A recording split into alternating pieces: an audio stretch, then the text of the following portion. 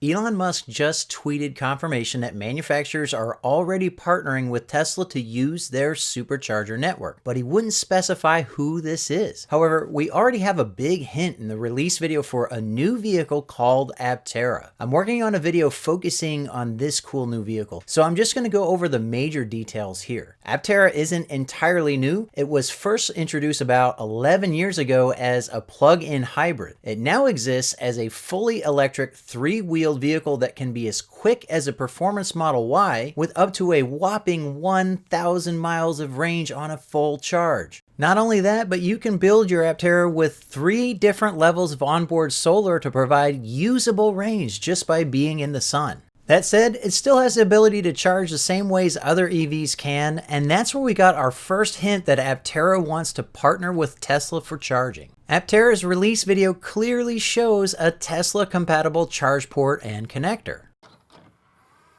Look familiar?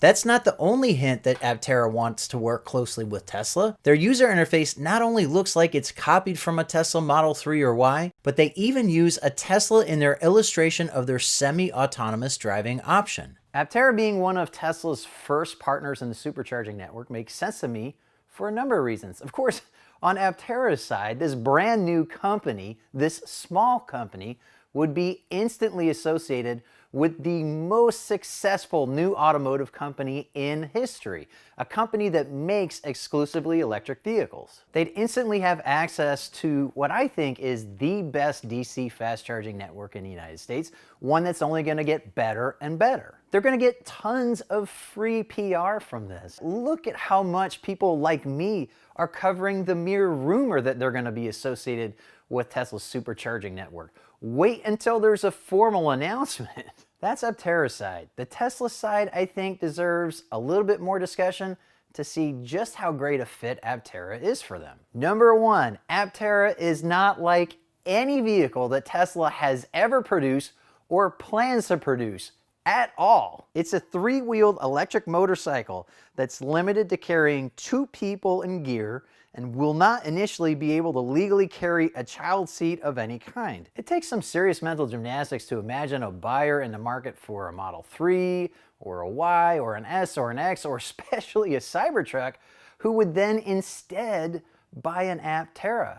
On the contrary, I'm seeing a lot of interest in the Tesla community for people buying an Aptera as an additional vehicle, either as an errand getter or a recreational vehicle, like a Polaris Slingshot, for example. That's why I placed my order myself. Don't lose sight of the fact that the Aptera starts at $5,000 less than an electric Harley-Davidson, or about the same price as a zero electric motorcycle. Yet it cradles 2 people and a ton of gear in a climate-controlled cockpit made of a composite of carbon and Kevlar and hemp. I'd never buy a Slingshot or a Livewire or a Zero, but the Aptera is absolutely an electric motorcycle that I would feel comfortable driving when I'm looking for that fun factor. Number 2, production numbers will be low for years. Aptera is hoping to produce 1,800 units by the end of 2021, 10,000 units by the end of 2022, on its way to ramping up to 40,000 units per year by 2024. Those figures are a drop in the bucket compared to the over 1 million Teslas that will be on the road in the United States alone by then. That gives Tesla a chance to work out the bugs of adding another manufacturer to the network without the mistakes impacting a lot of additional users. Plus, since Aptera is a small fish, for lack of a better analogy, they're much less likely to demand concessions from Tesla or to create waves. Tesla can write the agreement how they want, and Aptera will be out there showing other interested manufacturers how the relationship works. Number 3, the most heavily used superchargers are often in places where Tesla owners live in apartments or condos who have to use superchargers as their primary source of charging. The Aptera is so efficient that it can actually add range through onboard solar. In fact, for $900, you can add enough solar panels to the top of the Aptera to add up to 43 miles of range every day just from the sun.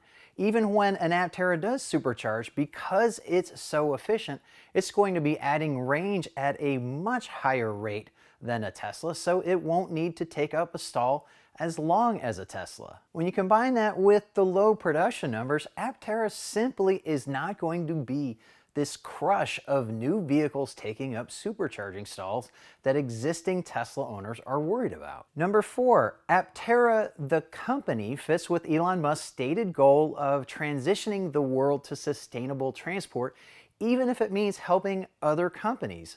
Aptera dropped their original hybrid design in favor of a fully electric vehicle once battery and motor tech made that feasible.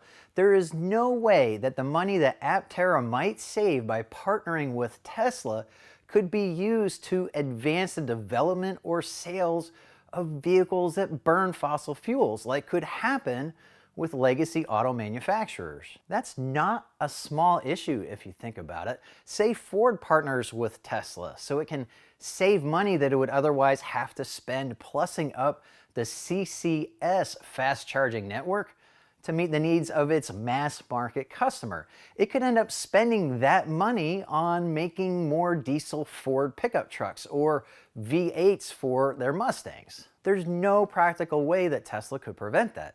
By partnering with Aptera, Tesla would be partnering with a company that could only spend its savings on making more and better EVs. Number 5, existing superchargers are placed and designed around reaching the left rear of all Tesla vehicles.